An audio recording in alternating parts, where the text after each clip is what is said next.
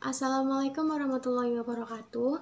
Perkenalkan, nama saya Melan Fadilatul Ilmi dengan NIM 21102010035, Prodi S1 Keperawatan kelas A.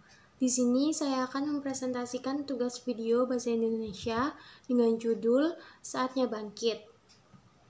Pandemi COVID-19 telah mengubah kehidupan umat manusia di seluruh dunia menjadi serba darurat atau emergensi. Keadaan berubah drastis dari normal menjadi abnormal dengan segala kesulitan hidup. Sekolah harus daring dalam segala kerumitan dan ketidakpastian. Keluar rumah jelas tidak boleh dan rawan. Lebih-lebih yang berpotensi kerumunan. Penyaluran bakat, hobi, bisnis, dan kegiatan yang selama ini berjalan lancar harus dibatasi dan bahkan ada yang tidak dapat dilaksanakan. Mungkin sebagian orang termasuk kaum milenial merasa unfaedah, menjadi merasa tidak berguna. Hidup serasa boring alias membosankan, bertemu teman tidak mudah. Saya percaya masih banyak yang tetap berpikir dan bersikap positif dalam menghadapi keadaan pandemi COVID-19 yang berat ini. Bila mana ada yang merasa bosan, pesimis, dan kehilangan harapan, maka saatnya bangkit. Tidak boleh larut dalam keadaan, apalagi mengeluh dan putus asa. Tidak ada musibah karena wabah, bencana alam, dan apapun yang buruk itu menyenangkan.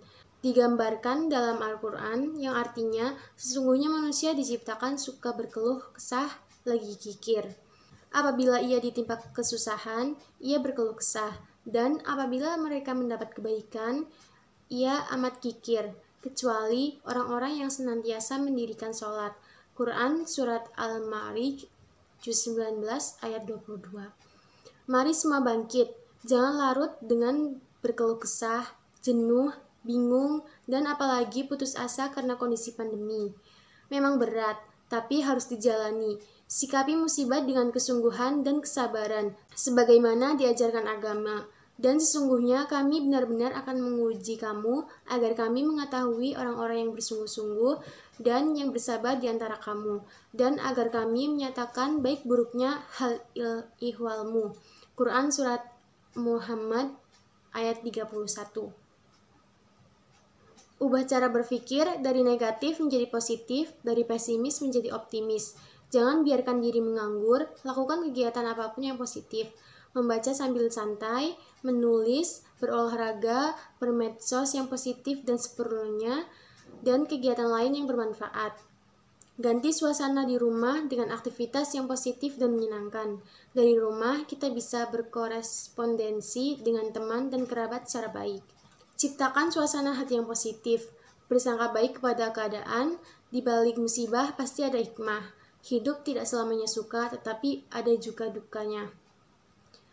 Banyak saudara-saudara kita yang kesulitan hidup akibat dampak pandemi. Belajarlah berbagi dengan mereka.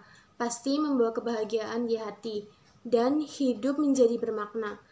Ingatlah banyak para dokter, tenaga kesehatan, petugas, dan relawan yang berjuang bertaruh nyawa. Bagi yang masih diberi karunia, berpikirlah konstruktif dan ambil peluang berbuat kebijakan. Beruntung di antara kita yang masih diberi waktu dan kesempatan menjalani hidup di rumah dalam keadaan normal. Tidak berjuang seperti mereka yang bertugas di garda depan dan menjadi benteng terakhir hadapi pandemi.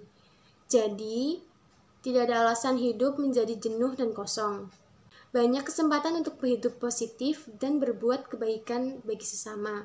Menjaga diri, berbuat yang bermanfaat, dan menjadikan diri bermakna sangatlah utama di saat kondisi berat ini. Bagi seluruh umat beragama, selain terus berikhtiar hadapi musibah, sama pentingnya berdoa kepada Tuhan agar Allah meringankan dan mengangkat musibah berat ini atas kuasanya. Khusus bagi kaum milenial, kalian semua adalah harapan terbaik orang tua sebagai generasi pewaris masa depan di Indonesia. Jadilah umat yang senantiasa berjiwa pejuang, optimis, dan menjalani kehidupan dengan gigih dan tangguh. Jangan mudah menyerah, mari bangkit, alihkan energi untuk kegiatan-kegiatan positif, tumbuhkan sikap peduli, dan berbagi kepada sesama. Insya Allah, hidup menjadi bermakna. Sekian presentasi dari saya. Bila ada kesalahan, mohon maaf. Wassalamualaikum warahmatullahi wabarakatuh. Terima kasih.